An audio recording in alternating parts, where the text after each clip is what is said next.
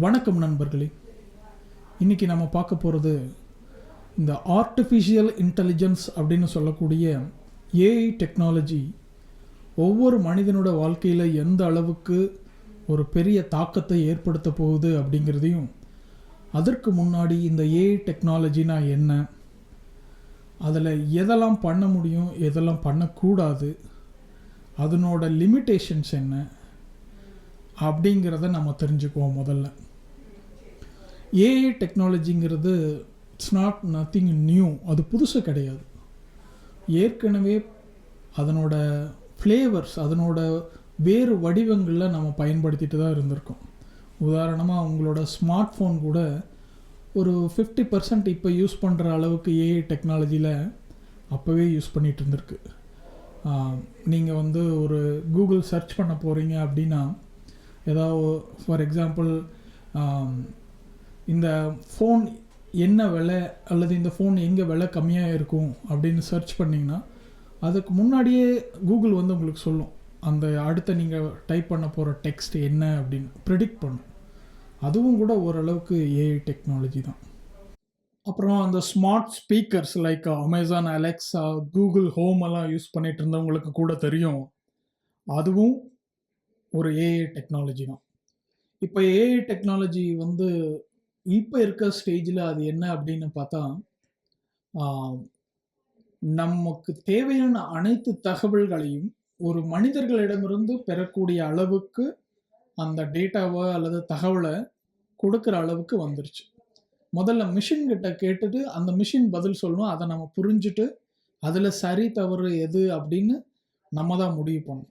இப்போ இருக்கிற AI technology என்னன்னா, நீங்கள் கேள்வி மட்டும்தான் கேட்பீங்க, ஆனால் அது முழுக்க தகவலை சரிபார்த்து உங்களுக்கு கொடுக்கணும். அதுதான் அந்த டெக்னாலஜி நம்ம காமன் மேனுக்கு யூஸ் பண்ணுறது. இதில் இந்த ஏஐ 2 முக்கியமான இடத்துல பயன்படுத்தும். அதாவது 2 முக்கியமான 2 பேர்த்துக்கு இது பயன்படும். ஒன்று பயனாளர்கள், இந்த ஏஐ டெக்னாலஜியை பயன்படுத்துகிறவங்க. இன்னொரு இந்த ஏஐ டெக்னாலஜியை உருவாக்குறவங்க. இப்போ நான் உங்களுக்கு சொல்ல போகிறது இந்த ஏஐ டெக்னாலஜியை எப்படி பயன்படுத்த முடியும் அப்படின்னு சொல்லிட்டு. இந்த ஏஐ டெக்னாலஜி முக்கியமாக 3 பெரிய கம்பெனிகிட்ட வந்திருக்கு. ஒன்று ஓப்பன் ஏஐ, அதுதான் சாட் ஜிபிடி. ரெண்டாவது கிளாட், அதுதான் ஆந்த்ரோபிக், அதுதான் கிளாட் அப்ளிகேஷன். மூணாவது கூகுள் ஜெமினி. இந்த 3மே உங்களோட ஃபோனில் கிடைக்கும்.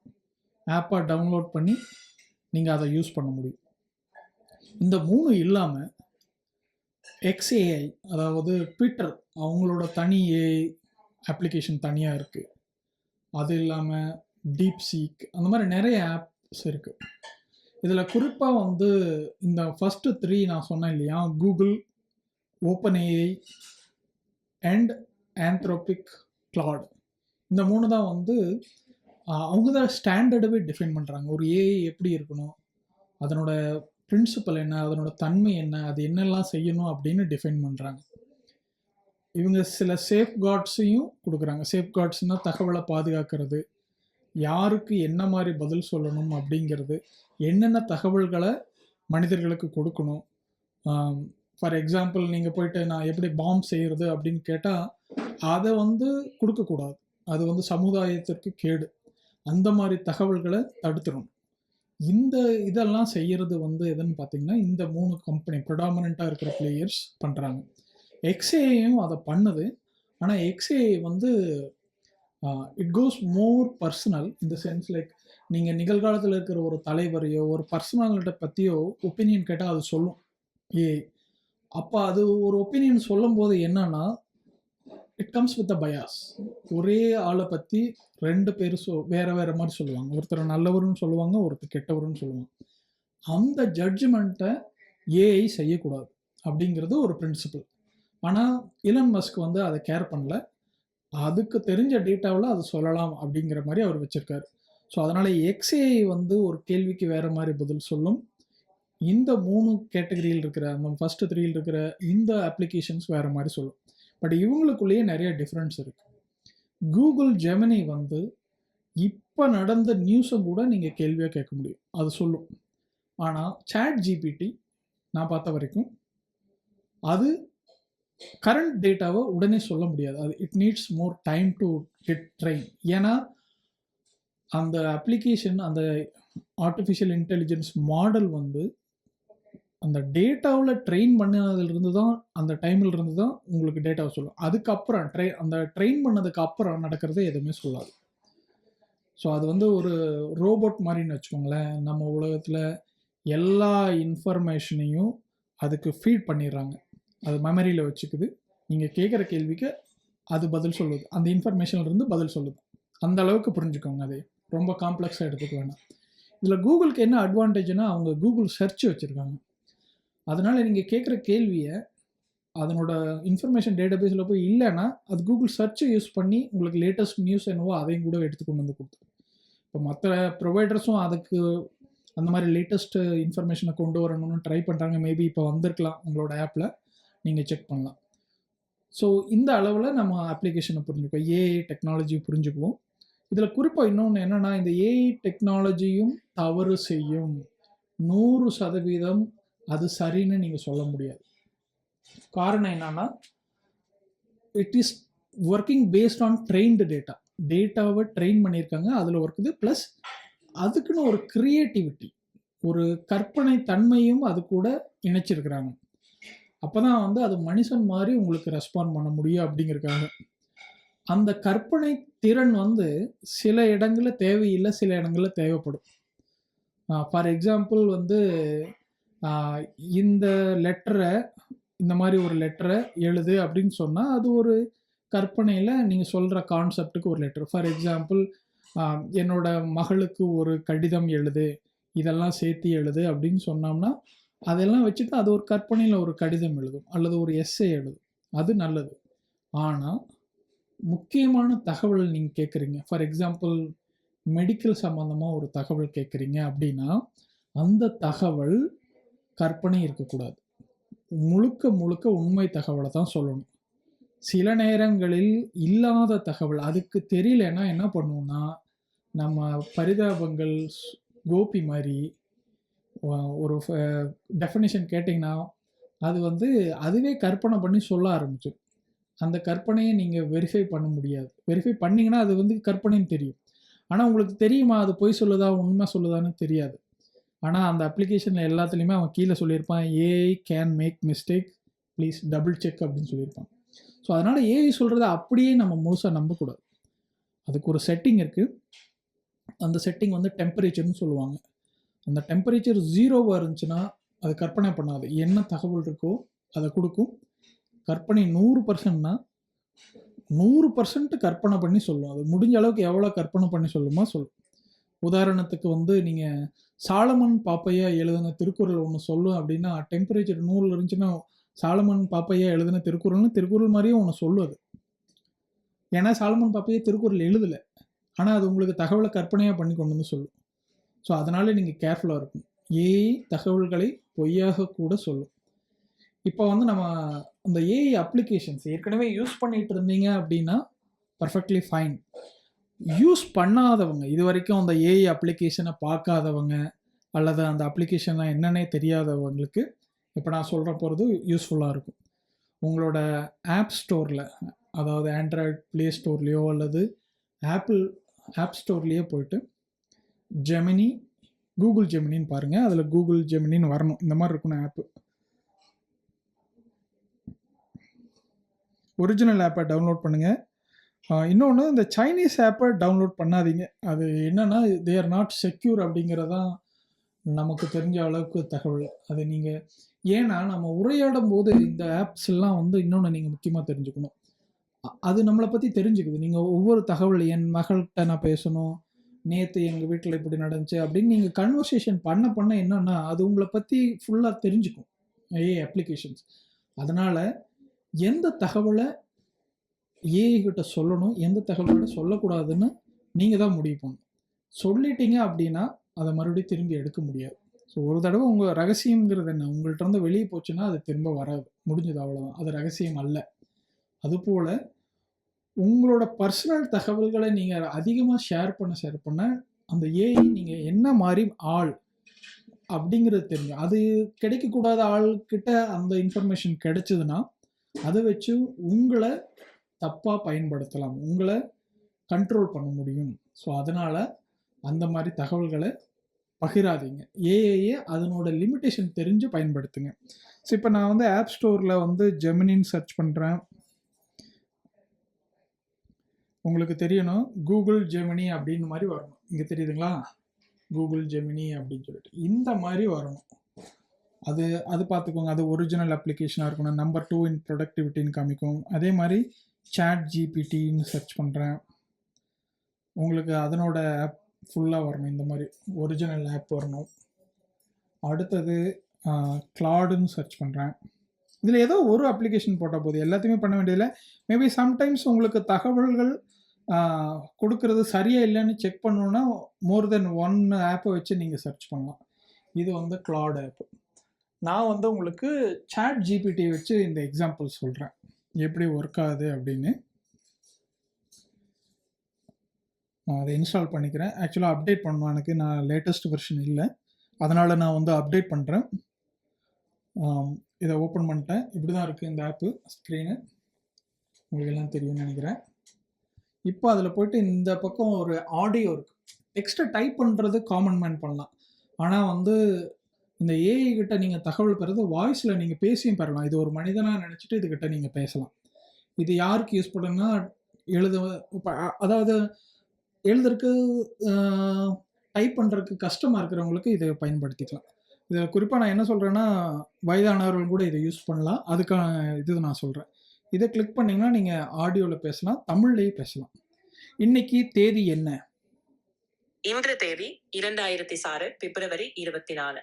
நீங்கள் இன்னும் வேறு ஏதாவது தேதியை குறித்து அறியணும் என்றால் சொல்லுங்க, நான் உதவுவேன். இல்லை, எனக்கு அல்ஜிப்ராவை பற்றி பேசிக்கான ஐடியா இல்லை.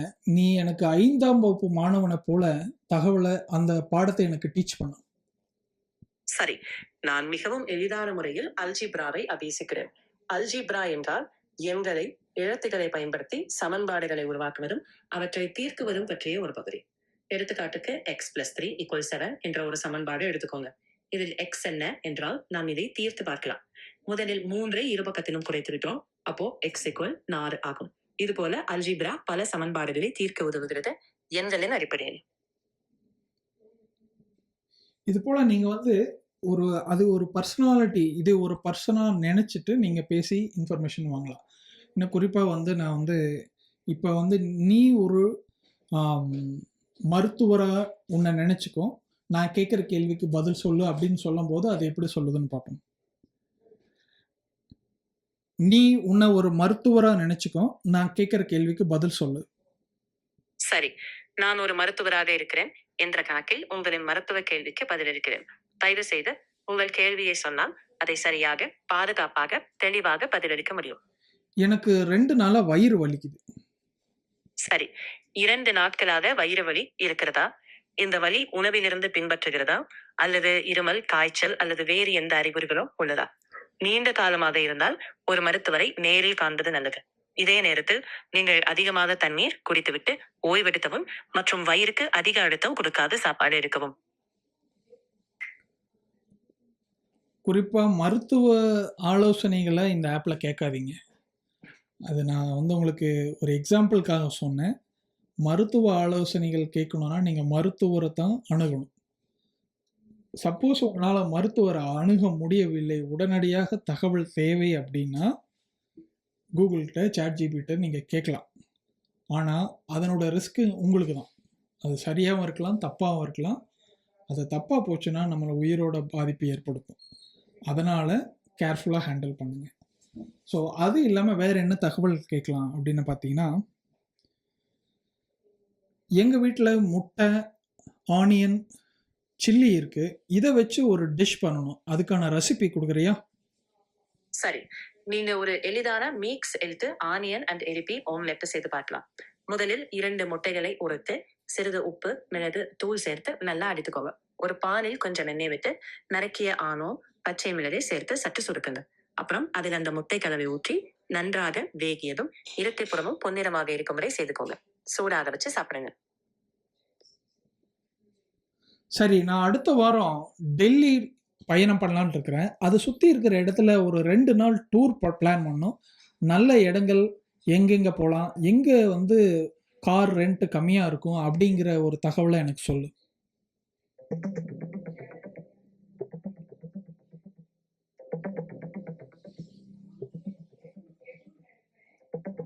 நீங்கள் டெல்லியிலிருந்து 2 நாட்கள் சுற்றுலா பிளான் செய்ய நினைத்தால் ஒரு நல்ல பிளான் இருக்கலாம். முதல் நாள் டெல்லியிலிருந்து அகரா செல்லலாம். அது சுமார் 3 மணி நேரம் ஓட்டம். அங்கு தாஜ்மஹால், அகரா கோட்டை போன்ற இடங்களை பார்க்கலாம். 2வது நாள் முசூரி அல்லது லான்ஸ்டோன் போன்ற ஒரு பூங்கா மலைநாட்டை பாருங்க. கார் ரெண்டல் குறித்து ஹாஜ்பேக் கார்களை தினசரி சுமார் 1400 ரூபாயில் பெற்றுக்கொள்ள முடியும்.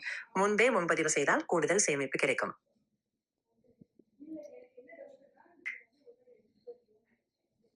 இப்போ இதே மாதிரி நீங்கள் உங்களுடைய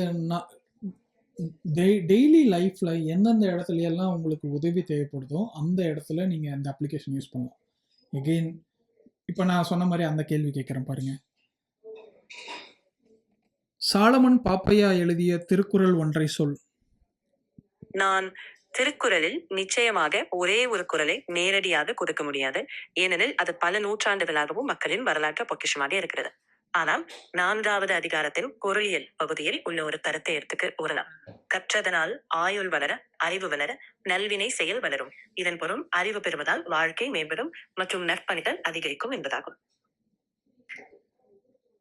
அப்படி ஒரு திருக்குறளே இல்லை, ஆனால் அதுவா கற்பனை பண்ணி ஒரு திருக்குறளை சொல்லுது. ஸோ இப்போ வந்து நான் கேட்கும்போது வேற மாதிரி கேட்கணும். என்னன்னா, கற்பனை இல்லாமல் நான் கேட்குற கேள்விக்கு பதில் தெரிஞ்சதுன்னா சொல்லு, தெரியலன்னு சொல்லு. சாலமன் பாப்பையா எழுதின 4வது அதிகாரத்தில் 3வது குறள் சொல்லு. மன்னிக்கவும், எனக்கு அந்த குறிப்பிட்ட குறள் மற்றும் அத்தியாயத்தின் உள்ளடக்கம் தெளிவாக இல்லை.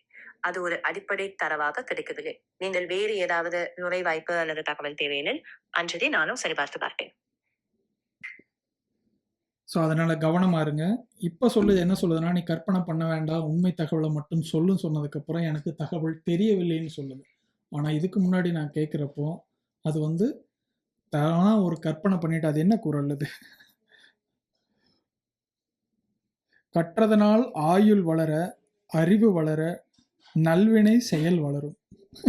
இதை ஒரு குறள் நினச்சிட்டு நம்ம படிச்சிருந்தோன்னா என்ன ஆகும்? அதே போல தான் எந்த கேள்விகளையும் நீங்கள் ஃபஸ்ட்டில் இந்த ஸ்டேட்மெண்ட் சொல்லணும், நீ கற்பனை பண்ணாமல் உண்மையை மட்டும் சொல்லு அப்படின்னு. அப்படி சொல்லவில்லைன்னா அது கற்பனை பண்ணும். அதனோட இது அப்படி தான். இதில் வேறு செட்டிங் இருக்கான்னு பார்க்குறேன் நான். ஆக்சுவலாக அதில் வந்து டெம்பரேச்சர்னு ஒரு செட்டிங் இருக்கும்.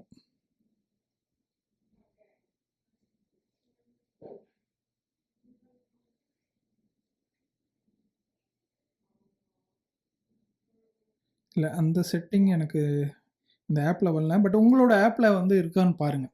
அது வந்துச்சுன்னா நீங்கள் அந்த டெம்பரேச்சர் வந்து 0ன்னு வச்சுட்டிங்கன்னா அது உண்மை மட்டும்தான் பேசும்.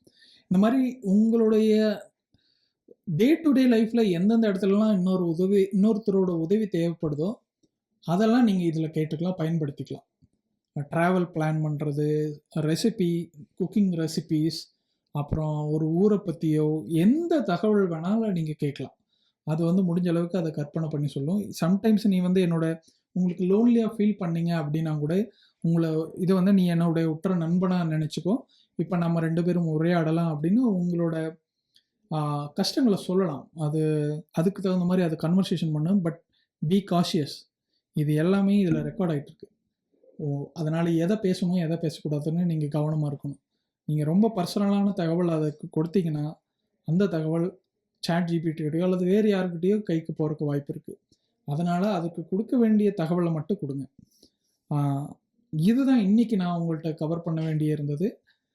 இந்த வீடியோ பிடிச்சிருந்ததுன்னா லைக் பண்ணுங்கள், நம்மளோட சேனலுக்கு சப்ஸ்கிரைப் பண்ணுங்கள். அப்புறம் உங்களோட நண்பர்களுக்கு இந்த தகவல் உபயோகமாக இருந்ததுன்னா நினச்சிங்கன்னா அதை அவங்களுக்கு ஷேர் பண்ணுங்கள்.